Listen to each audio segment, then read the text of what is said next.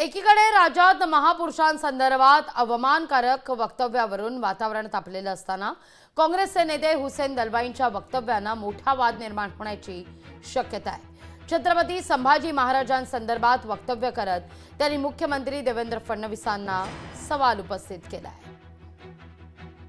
फडणवीस काही बोलू शकतात, असा एक लक्षात घ्या की फडणवीसांनी जरा औरंगजेबाचा सुद्धा इतिहास वाचावा। औरंगजेबाने शंभू महाराजांना ज्या पद्धतीने मारलं ही क्रूरता होती। त्याच्या भावाला पण त्याने मारलं। दारा शिकोला ज्या पद्धतीने मारले तसंच शंभू राजांना पण मारलं। पण शंभू महाराजांना मारण्याच्या संबंधामध्ये आदेश दिल्यानंतर त्याला कसं मारावं हे मनुस्मृतीप्रमाणे पंडित लोकांनी सांगितलं आणि त्याप्रमाणे मारला गेलाय। फडणवीस साहेब हे मान्य करतील का?